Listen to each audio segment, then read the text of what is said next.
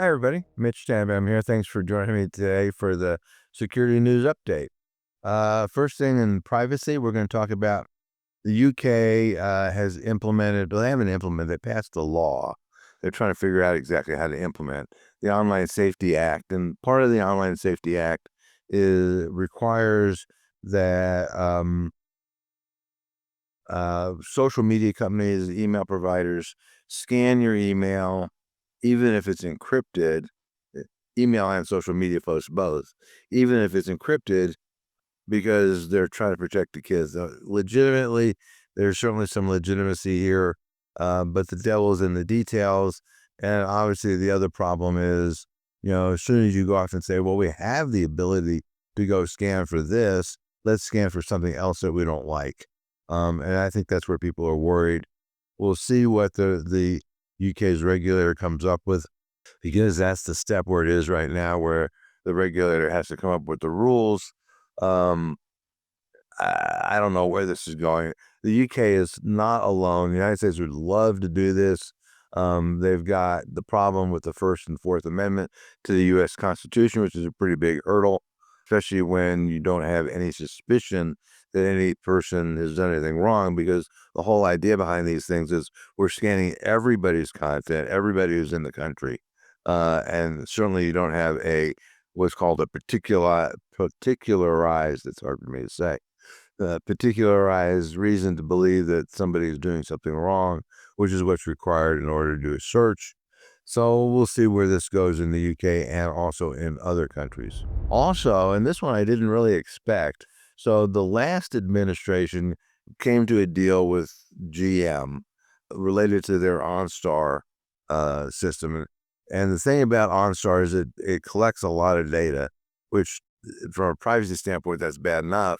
But apparently GM thought it would be a great idea to go sell that. So they're selling your location data to data brokers. They're selling your driving habits, like your driving speed and whether you're driving over the speed limit and whether you brake hard and all kinds of things like that to insurance companies so they can jack up your rates because they think you're a high risk. And they're not really telling customers that they're doing that.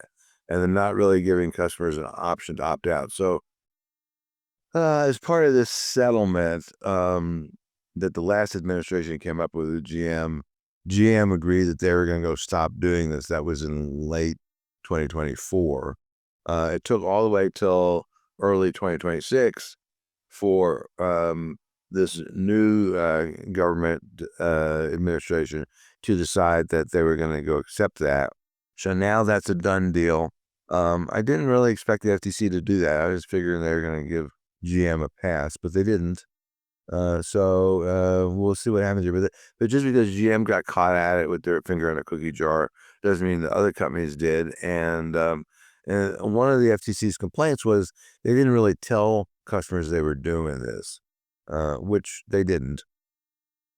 It was buried in, a whole bunch of other paperwork. And, oh yeah, by the way, somewhere's in there on page 24, this agreement that, you sign when you buy a car. It says, oh yeah, we're going to sell your stuff.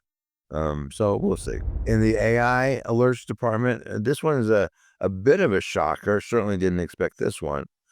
Apple basically has given up on AI. Now, what they'll do in the long term is unclear, but what they've done at this point is strike a deal with Google that they're going to use Gemini as their AI engine rather than something that Apple controls. Now, they're going to run it in the Apple cloud, so maybe it's a little bit more contained than if it was running in the Google cloud. But from a matter of pride perspective, this is a real black eye for Apple. Kind of, reminds me of when they first rolled out Apple Maps because they got mad at Google for Google Maps. Now they're back in bed with Google. And they were telling people to go, jump off cliffs and drive into the ocean. Hopefully, this will not be as big a debacle as Apple Maps was in version 1. But now Google's Gemini runs on basically all mobile devices because it already ran on Android devices. Now it's going to run on Apple devices as well. And, probably in a couple of years, Apple will figure out how to do this AI thing and they'll kick Google to the curb. I think this is a 3-year deal, if I remember right. So at least for the next 3 years, they're made a deal with the devil, and they're in bed with their single biggest competitor for sure when it comes to mobile. Interesting. But it does point out that Apple really didn't have an AI plan. Kentucky is suing a company called Character.ai. They build chatbots, or they allow you to build chatbots. And some of these chatbots can be pretty invasive. And in this particular case, I think they got caught because, the state's saying these chatbots harm kids. There's not enough disclosure, not enough guardrails. So we'll see what happens there. Anthropic released an early beta of what they're calling Claude Co-work, and they also point out the security risks of that. Co-work is basically like Claude Code for developers, except for the rest of us. Pretty cool stuff. But, and right now it's a beta, and it's only available to Claude Mac customers. Easy for me to say, but I think that'll change soon. And they point out that since basically Claude will have all the permissions that you have, then, anything you can do, Claude can do better, is the theory. Now, they're trying to put some guardrails in there that before Claude takes action, it's going to ask you, do you really want me to do this? I think that's probably a good step, but we'll see how that works. It's being pointed out that there's tens of thousands of small cities out there that really could benefit from AI, but do not have the expertise, do not have the budget, do not have the time. And these government folks, state and federal government folks that are trying to sort out all these AI rules and stuff, they really are not bringing these small towns. I believe there's numbers something like 16,000 of them, where, there's like a town of 1,000 people or less, who could, really benefit from AI. In the CMMC department, what's the newest CMMC requirement that we're seeing? And this is from the primes, the CMMC rule, they're not changing at all. This is in particular Albit America, and they put out a memo to all their suppliers saying, if you don't meet the CMMC requirements, you're not going to be a contractor of ours. Simple as that. We are not going to award a purchase order to you if you don't meet the CMMC requirements. We're seeing more and more of these, and I anticipate over the next several months we'll see even more of them. So, if you are subject to the CMMC requirements, I would definitely encourage you to get with the program. Obviously, we'd love to help you do that. CISA has released version 2 of their cross-sector cybersecurity performance goals. It is a major revamp of the CPGs. All good stuff is lined up with the Cybersecurity Framework 2.0. And so if you're looking for a lightweight framework that you can use, I think the CPGs are your go-to.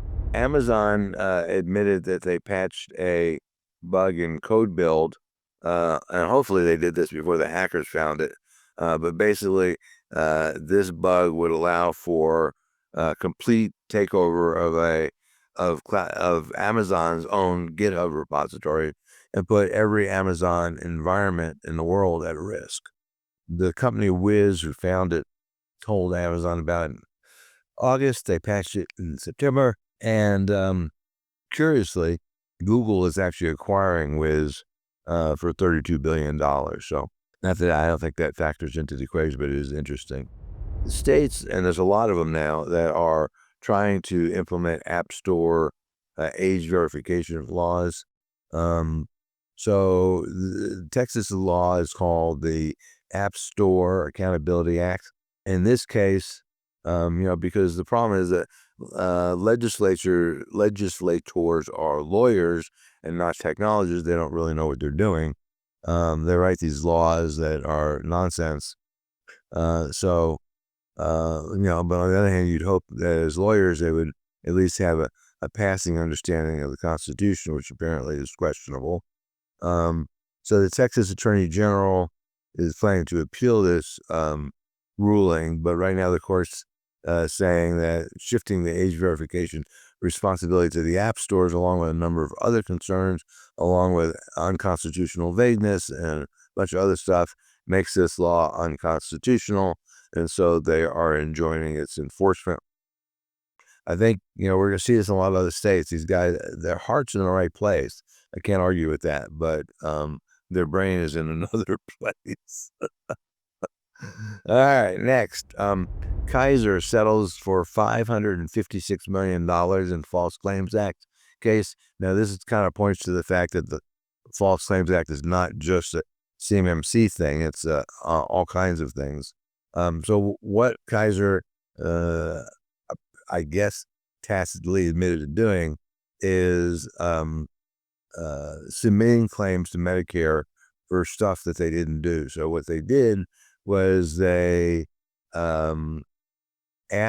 used software to go look at previous diagnosis for patients and current claims, and they told doctors to submit claims, even though services were never rendered for those particular claims. Needless to say, the government wasn't terribly happy about that. And then apparently they compensated physicians based on the number of fraudulent claims they submitted. So if you submitted enough fraudulent claims, then you effectively got a bonus, you got paid more money. And if you didn't submit enough fraudulent claims, then you didn't get your compensation adjusted. I'm guessing the Justice Department didn't like that either. So this is really the epitome of your doctor is getting compensated for stuff that they didn't do. The mother of Elon's 13th child is suing him and ex for failing to limit deep fakes of her. Apparently, her name is Ashley St. Clair, and apparently people have figured out that Grok will allow you to create nudes of her, including ones when she was a kid, which likely is child sexual abuse material or kiddie porn. Elon is doing this dance, trying to figure out how he's going to go off, and there's a bunch of countries that are suing him, states that are suing him, countries that have banned Grok because of this. So they're really doing a bit of a dance because they really don't want to stop you from being able to create porn, because porn's a big seller. On the other hand, they also don't want to get sued out of existence. So, we'll see what they do. Then Elon sued the mother of his child for breaching the terms of service of Grok, which I assume means that she asked Grok to create nude pictures of her, and Grok was perfectly willing to do that. That's my suspicion on that. We'll see where this lawsuit unwinds. And needless to say, Ashley and Elon are not on the best of terms, even though they share a kid together. In the breaches department, the Anchorage Police Department was hit by another vendor cyber attack. Gee, who would have guessed? The vendor informed them of the cyber attack. The cops are working to mitigate the damage from this by shutting down servers, and they've disabled all third-party service accounts, which of course will break God knows what. But they figured that's probably the lesser of the evils in getting compromised. So we'll see where that goes. But one more time, vendors are a problem. COPPA, the Children's Online Privacy and Protection Act, federal law, been around for 20 years. There's a new set of updates to it that were created during the last administration, finally getting published now. And they're mostly, to be really honest with you, they're mostly security theater because there's no enforcement. You have the option as an organization that in theory could be under the auspices of COPPA, just to say, no, we don't let people under 13 access our system, so we don't have to worry about that. COPPA has a requirement that you have verifiable parental consent, which is almost impossible to do.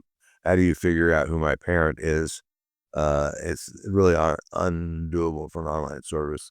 So their solution is just say, nope, we don't let people under 13 um, use our system. But of course, in the United States, at the federal level, this is not necessarily true at the state level. At the federal level, if you have a box on your system that says, I'm over 13, then you've met that requirement. So it's really, really toothless and meaningless.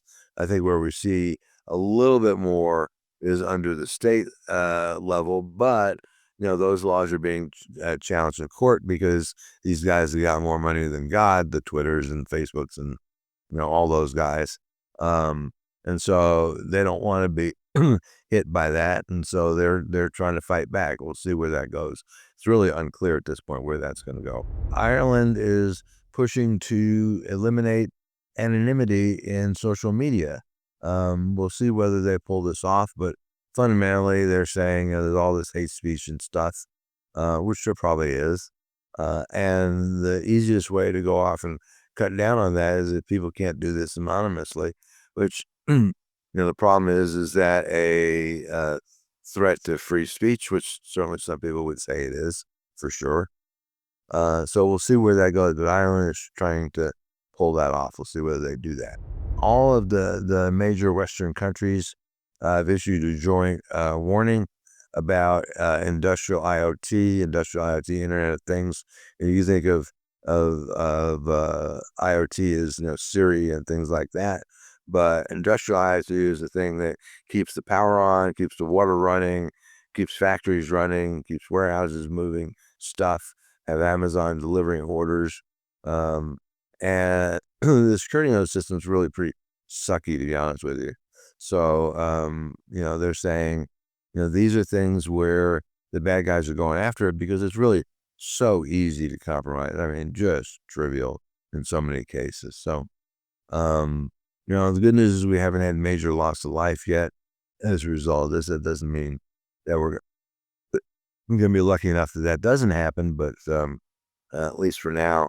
So if you have industrial automation of some sort and you don't have security, obviously we'd be happy to go help you with that. And then lastly, in the security news bites, as I said earlier, Musk's AI company is working to limit CSAM and deepfakes. And, I think this is really a moving target, as I said. But the last thing I heard was, well, in the countries where CSAM and deepfake news are illegal, we're going to stop you from doing that. But in other countries, we're going to let you do that, which I thought was a kind of interesting strategy. Hackers claim to be selling targets data and source code as a result of a recent breach.